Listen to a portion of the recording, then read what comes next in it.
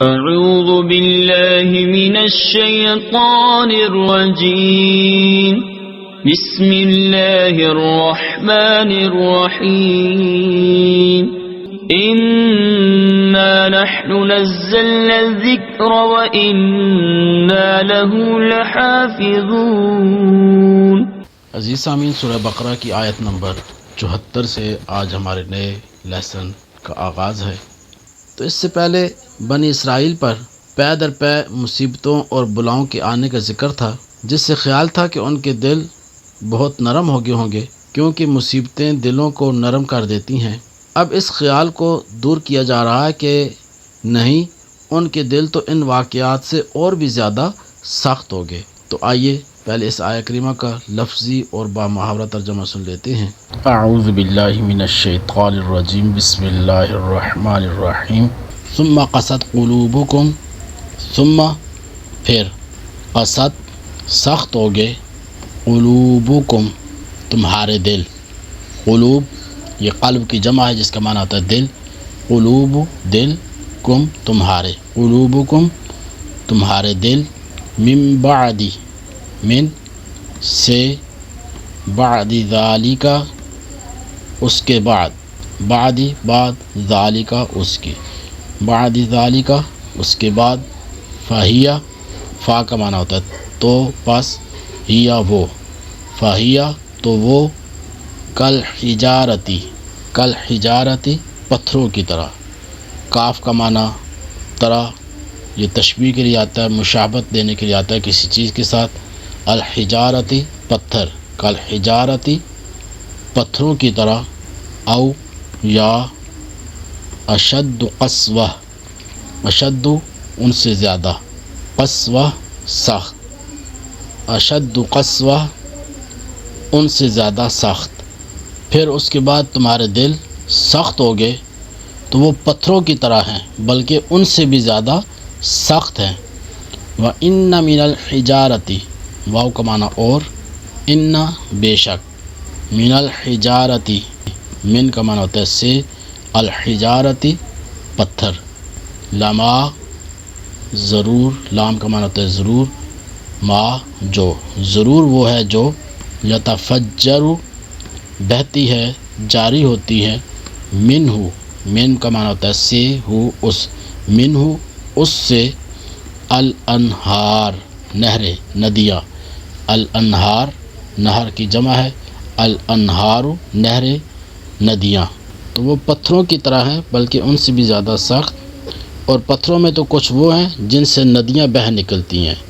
وَإِنَّ مِنْهَا، واو کا معنی اور، ان بے شک، منہا، منہا من کا معنی سے، ہا اس، یعنی ان میں سے، یعنی پتھروں میں سے کچھ وہ ہیں، لما، لما یہ پہلے بھی معنی گزرا ہے، لام کا معنی ہوتا ہے ضرور، ما جو، ضرور وہ جو، یشقق، یشقق پھٹ جاتا ہے، فیخرج، فا کا معنی ہوتا ہے تو پس، یخرج نکلتا ہے، منہ اس سے، من کا معنی ہوتا ہے سے، ہو اس، منہ اس سے، الماء پانی، جب پھٹ جاتے ہیں تو ان سے پانی نکلتا ہے۔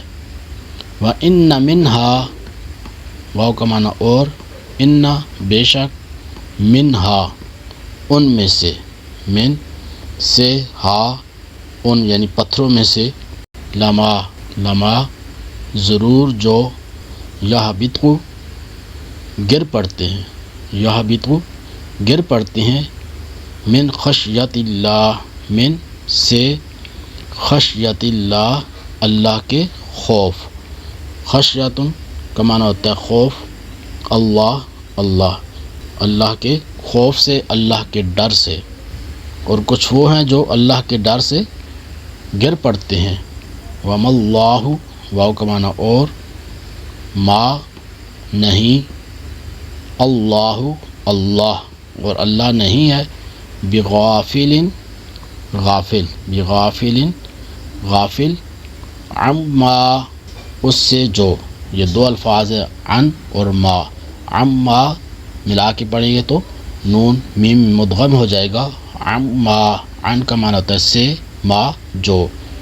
اب اس میں پہلے ما گزرا ہے، وما اللہ اس کا معنی ہے نہیں، اور عما اس میں جو ما ہے اس کا معنی ہوتا ہے جو. تو ما 3 معنوں میں استعمال ہوتا ہے عربی میں. نفی کے معنی کے لیے بھی آتا ہے جس طرح وما اللہ بغافل، اور اللہ غافل نہیں ہے. اور استفہام کے لیے یعنی سوال کرنے کے لیے بھی آتا ہے، جیسے ما اسم کا، تمہارا نام کیا ہے، ما ھذا یہ کیا ہے. اور ما اس میں موصول کے طور پہ استعمال ہوتا ہے جس کا معنی ہوتا ہے جو. عما اس سے جو، تعملون تم کرتے ہو، اور اللہ تمہارے اعمال سے ہرگز غافل نہیں ہے، بے خبر نہیں ہے. ثم قست قلوبكم من بعد ذلك فهي كالحجارة او اشد قسوة، پھر اس کے بعد تمہارے دل سخت ہو گئے تو وہ پتھروں کی طرح ہیں بلکہ ان سے بھی زیادہ سخت ہیں.